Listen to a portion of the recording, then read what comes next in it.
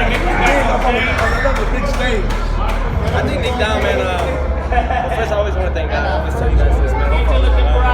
Without him, honestly, he protects me every time I'm in there. But I honestly think coming back to back, even though I'm young, I felt it. I felt it. I mean, I know I needed to rest more. I needed to relax, but we got the job done. I did carry him enough because fighters like him, they're gonna keep coming. They're gonna dig deep. They're gonna be, come on, you wanna bang, like he was doing at the end. And I knew that I just had to stay calm, calm and collective, and just pick my shots. At what point did you know that the fight was pretty much over and you started carrying him? Second round. Second round, I knew even my uppercuts all day I could land. Couldn't miss with those. I couldn't miss with those. I was letting him, those little shots to the body wasn't really doing much. They can count them all they want, but nothing was effective. He couldn't really touch me. You know, he threw a nice left hand in the beginning of the round, first round, and I was like, okay, good. So I got to stay on my toes. What changes you think you should make, Teo? Huh? What changes do you think you should make moving forward? It's very minor things, minor changes.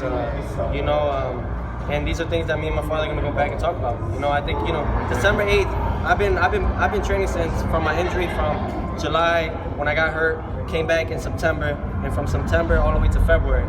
So we've been non-stop, just been on active. You know, I haven't really rested, and right now that's what I really want to do. I want to take the time, because that's with me, not like every other fighter, but with me, the more I rest, the better I do.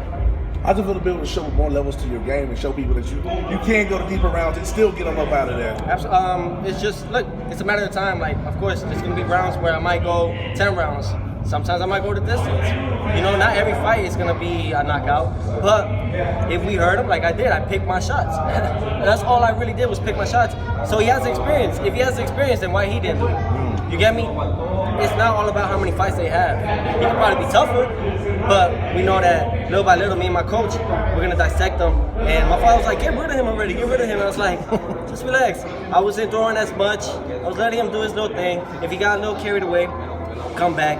But I hit him. I could have hit him anytime I wanted to. I'm happy and I'm glad that it turned out the way it did.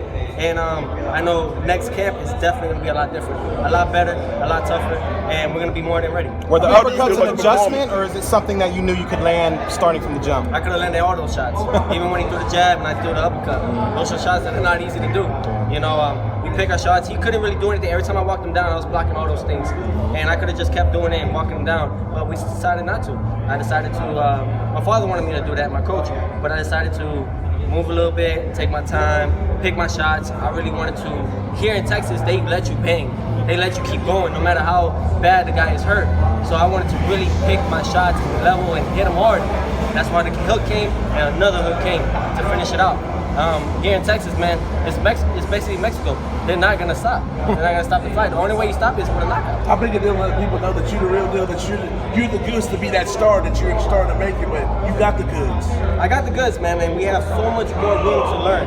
I'm not where I want to be at, and that's how I'm always gonna be. I'm my worst critic. Am I happy with my performance today? No, absolutely not. There was things that I didn't like that I was being too lazy. I was being too lazy. Still dominating though. But I was still dominating. But to you guys, it's like, man, Teofimo. But to me, I was being too lazy, being too careless with things. How big a deal is to get that shot by the end of the year? You completely dominated Magdaleno. You dropped him in the 6th, finishing in December. Why were you so effective? Why was so effective? Why was it, or why was I? Why were you so effective? Effective. Oh, sorry. But why I was so effective, you know, just picking the shots, honestly, I seen that even with my body shots, there was times where he dug right down. I could have done it again, and then came with a hook, uppercut, right hand, left hook, things like that. Watch those loops. Being so effective with the shots is because we train really hard. We train because even though we don't know if it's going to be a first round knockout, second round knockout, or last round knockout, so we have to train for those amount of rounds, even 12 rounds. If I'm fighting 10, I'm doing 12. If I'm fighting 12, I'm doing 14. What is your next schedule like, How big a deal Teo? to get that title shot and this year for contending and be a champion, so there'll be no more contender? No, absolutely. To me, I already believe that I am a world champion. At heart, everything like that, you know, and with time, that's all it is. They have to put the label on. And it could be in the middle of this year, it could be the end of this year. But we know 2019, I know deep down they have it in their mind that Teofimo Lopez deserves the world title shot. Do you have your eyes on it? Headline by Michael Garcia and by Lomachenko. Are those the things that you want to take on for the world champion? Absolutely. You fight the best, you beat the best in order to be the best, right? So to everybody, they're the best. To me, they're not.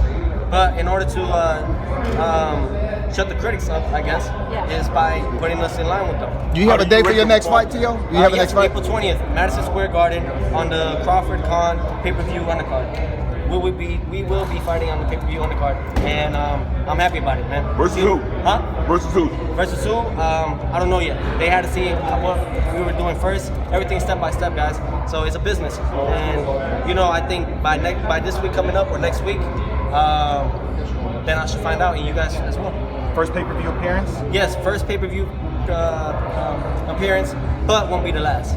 Outstanding. Thank you guys so much. Honestly, I want to shout out to Elijah Moore, my boyfriend. He's plays for Ole Miss. I want to shout out all the people from Florida, Broward County, Miami. I also want to shout out Brooklyn, 718.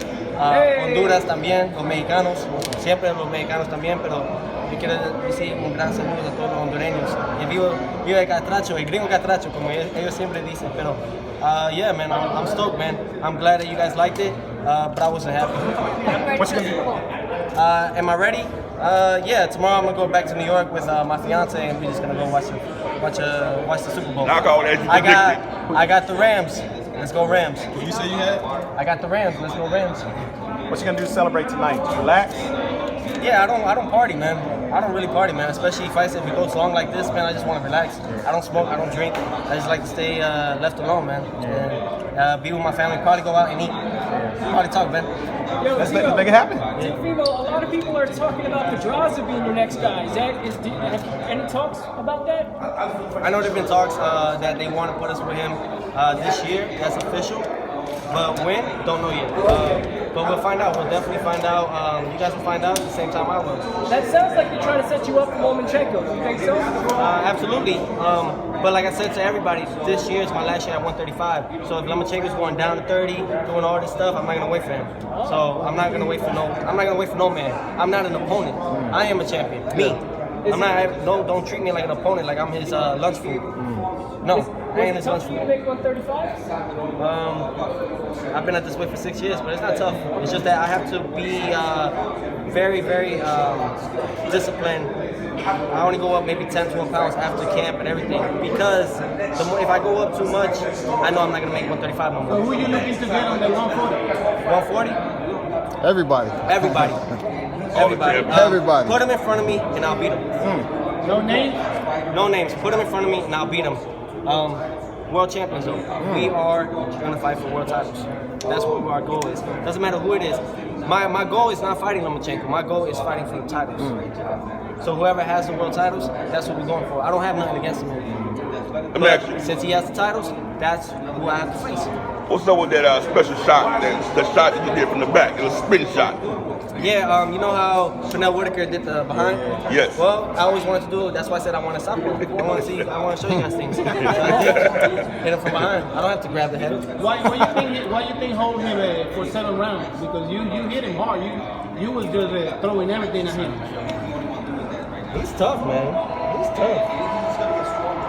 He's a tough fighter. He's of course. I knew that it was gonna be a good fight because he's Mexican, and Mexicans they got well on it. They got balls, and I knew that. I seen it. I realized when I heard him and everything, he was still holding his ground a little bit. So I knew I had to okay, calm down a little bit, pick your shots. You don't always have to just kill and just be careless about shots. Was there a little bit of animosity at the end when you walked over to him when the fight ended? They wanted to hit me and stuff. His camp. Okay. Well, it's not personal, man. Listen, he was getting personal talking about Hondurans are worthless with soccer and boxing. I didn't say anything about Mexico, man. If anything, I said congratulations and shout out to Mexico. Long live Mexico. Don't do that.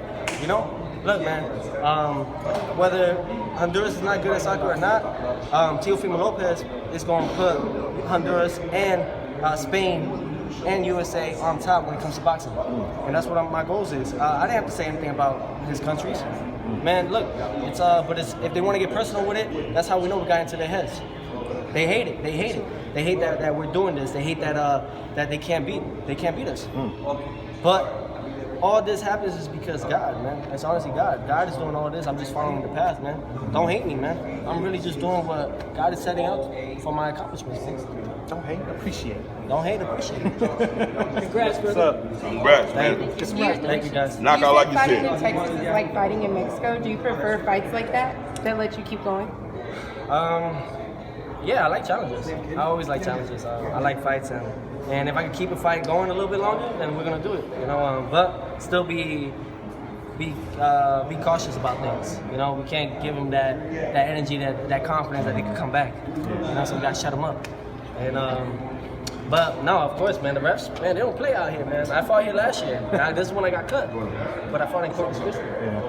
Yeah, man. And I knew that when I heard dude, they didn't even stop me. I was like, man, F this. It's about to get ugly. It's about to get ugly. Thank That's you, what's guys. up.